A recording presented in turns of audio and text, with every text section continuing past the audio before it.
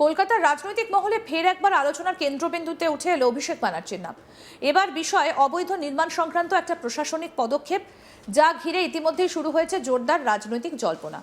কলকাতা পুরসভার বিল্ডিং বিভাগ থেকে পাঠানো হয়েছে জোড়া নোটিশ, আর সেই নোটিশ প্রকাশ্যে আসতেই চাঞ্চল্য ছড়িয়েছে শহরের রাজনৈতিক ও প্রশাসনিক মহলে। সূত্রের খবর অনুযায়ী অভিযোগের কেন্দ্রে রয়েছে অনুমোদিত নকশার বাইরে গিয়ে অতিরিক্ত নির্মাণ, অর্থাৎ যে প্ল্যান কলকাতা পুরসভা থেকে অনুমোদিত হয়েছিল তার সীমা লঙ্ঘন করে কিছু অংশ বাড়তি নির্মাণ করা হয়েছে বলে অভিযোগ। আর সেই অভিযোগের ভিত্তিতেই এবার কঠোর অবস্থান নিয়েছে পুরসভা। এই পুরো ঘটনায় গুরুত্বপূর্ণ বিষয় হলো কলকাতা পুর আইন 1980-র 401 ধারা। এই ধারায় স্পষ্টভাবে বলা হয়েছে, কোনো নির্মাণ যদি অনুমোদিত বিল্ডিং প্ল্যান বা নকশার বাইরে গিয়ে তৈরি হয়, তাহলে কলকাতা পুরসভার কমিশনার সেই অবৈধ অংশ ভাঙার নির্দেশ দিতে পারেন। শুধু তাই নয়, প্রয়োজন মনে করলে নির্মাণ কাজ বন্ধ করে দেবার ক্ষমতাও পুরসভার রয়েছে। তবে আইন অনুযায়ী কোনো কঠোর পদক্ষেপ নেবার আগে সংশ্লিষ্ট সম্পত্তির মালিককে নোটিশ পাঠানো বাধ্যতামূলক। আর সেই বিধান মেনেই এই মামলায় একের পর এক নোটিশ পাঠিয়েছে পুরসভা। প্রথম নোটিশটা পাঠানো হয়েছে অভিষেক ব্যানার্জির মা লতা ব্যানার্জির নামে, দ্বিতীয় নোটিশটা পাঠানো হয়েছে লিপস অ্যান্ড বাউন্ডস নামক একটা সংস্থার নামে। প্রশাসনিক সূত্রে জানা যাচ্ছে, এই সংস্থাটিকে রাজনৈতিক মহলের একাংশ অভিষেক ব্যানার্জির ঘনিষ্ঠ বলেই মনে করে থাকেন। ফলে নোটিশের প্রাপক নিয়ে শুরু হয়েছে নতুন রাজনৈতিক ব্যাখ্যা এবং পাল্টা বিশ্লেষণ। পুরসভা সূত্রে জানা গেছে, নোটিশে যে দুটো ঠিকানার উল্লেখ রয়েছে সেগুলো কলকাতার ভবানীপুর বিধানসভা এলাকার 73 নম্বর ওয়ার্ডের অন্তর্গত। ঠিকানাগুলো হলো 121 কালীঘাট রোড এবং 188 হরিশ মুখার্জি রোড। অভিযোগ, এই দুটো স্থাপনাতেই অনুমোদিত বিল্ডিং প্ল্যানের বাইরে গিয়ে অতিরিক্ত নির্মাণ করা হয়েছে। পুরসভা স্পষ্টভাবে জানিয়েছে, এই অভিযোগগুলোকে গুরুত্ব সহকারে দেখা হচ্ছে এবং নিয়ম অনুযায়ী পদক্ষেপ নেওয়া হচ্ছে। নোটিশে বলা হয়েছে, সংশ্লিষ্ট সম্পত্তির মালিকদের আগামী 7 দিনের মধ্যে ওই অবৈধ নির্মাণ অংশ নিজ উদ্যোগে ভেঙে ফেলতে হবে।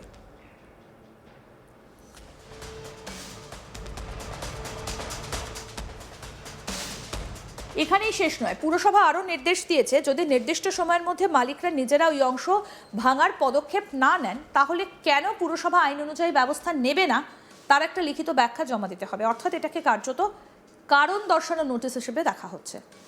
পুরসভার তরফে আরও স্পষ্ট করা হয়েছে, এই 7 দিনের সময়সীমার মধ্যে যদি সন্তোষজনক জবাব না পাওয়া যায়, তাহলে খুব স্বল্প সময় নোটিশ দিয়ে পুর কর্তৃপক্ষ নিজেরাই ওই অবৈধ অংশ ভাঙার কাজ শুরু করতে পারে। আর সেই ভাঙার কাজের পুরো খরচ সংশ্লিষ্ট সম্পত্তির মালিকদেরই বহন করতে হবে। এই নির্দেশের ফলে বিষয়টা আরও গুরুতর আকার নিয়েছে বলে মনে করছে প্রশাসনিক মহল। নোটিশে আরও একটা গুরুত্বপূর্ণ নির্দেশ রয়েছে। বলা হয়েছে, সংশ্লিষ্ট সম্পত্তির মালিকদের বিল্ডিং প্ল্যান, অনুমোদিত নকশা এবং নির্মাণ সংক্রান্ত সমস্ত প্রয়োজনীয় নথিপত্র কলকাতা পুরসভায় জমা দিতে হবে। এই নথিপত্র যাচাই করে পরবর্তী সিদ্ধান্ত নেবে পুর প্রশাসন। এই ঘটনায় এখন প্রশ্ন উঠছে, সত্যিই কি অনুমোদিত নকশার বাইরে গিয়ে নির্মাণ হয়েছে, নাকি অভিযোগের পেছনে রয়েছে অন্য কোনো ব্যাখ্যা? যদিও এই প্রশ্নের উত্তর এখনও স্পষ্ট নয়, তবে প্রশাসনিক নোটিশ প্রকাশ্যে আসার পর থেকে বিষয়টা নিয়ে রাজনৈতিক চাপানোতর শুরু হয়েছে। কলকাতা পুরসভার এই পদক্ষেপকে একদিকে যেমন প্রশাসনিক নিয়ম পালনের অংশ হিসেবে দেখা হচ্ছে, তেমনি অন্যদিকে রাজনৈতিক মহলের একাংশ এটাকে তাৎপর্যপূর্ণ বলেও ব্যাখ্যা করছে। বিশেষ করে যেহেতু নোটিশের প্রাপক তালিকায় রয়েছে রাজনৈতিকভাবে গুরুত্বপূর্ণ একটা নাম ও তার সঙ্গে যুক্ত বলে পরিচিত একটা সংস্থা। তবে পুরসভার আধিকারিকরা বিষয়টিকে সম্পূর্ণভাবে আইনি এবং প্রশাসনিক প্রক্রিয়া বলেই ব্যাখ্যা করছেন। তাদের বক্তব্য, এখানে ব্যক্তির পরিচয় নয়, বরং আইন ভঙ্গ হয়েছে কিনা সেটাই মূল বিষয়। আর সেই কারণেই কলকাতা পুর আইন 1980-র 401 এই ধারা অনুযায়ী সব পদক্ষেপ নেওয়া হচ্ছে।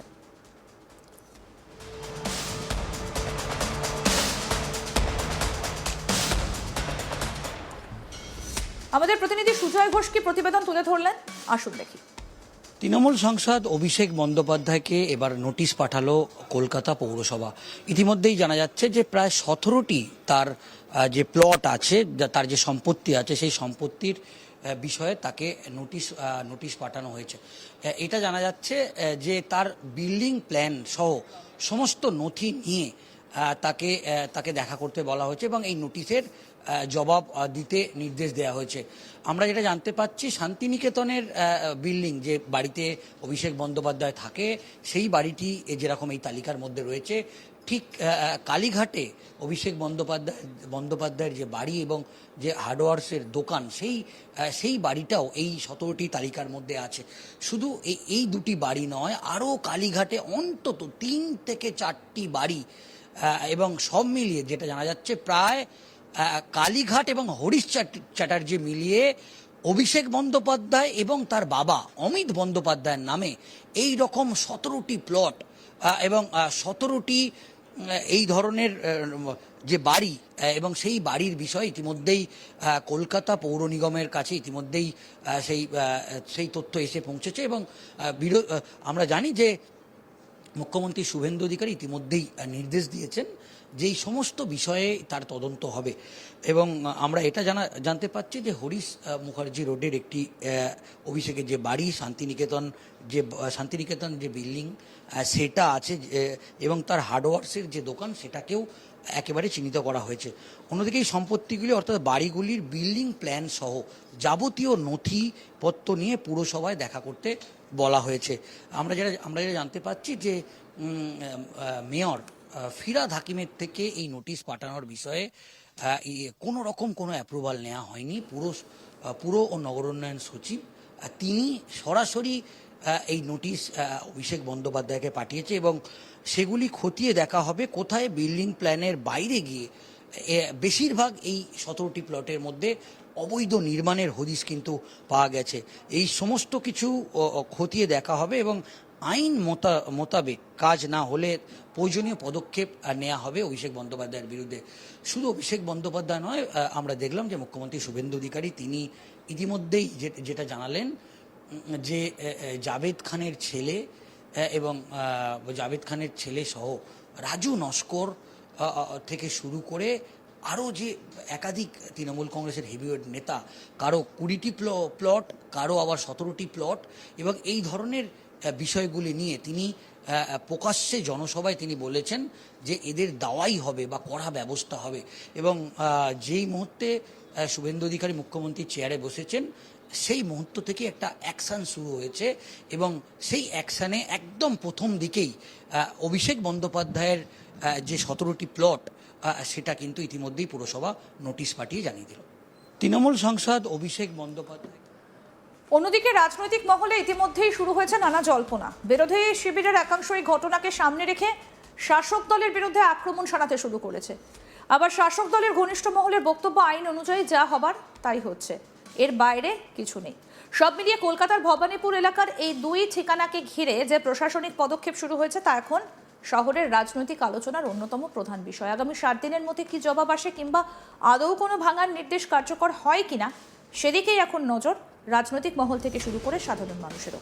ফলে বলা যায় কলকাতার এই অবৈধ নির্মাণ সংক্রান্ত জোড়া নোটিশ শুধু একটা প্রশাসনিক নথি নয়, বরং তা এখন একটা বড় রাজনৈতিক আলোচনার কেন্দ্রবিন্দুতে পরিণত হয়েছে। আগামী দিনে এই ঘটনার মোড় কোন দিকে যায় সেটা সময় বলবে। আরও আপডেট পেতে দেখতে থাকুন আজ তাক বাংলা, সাবস্ক্রাইব করুন।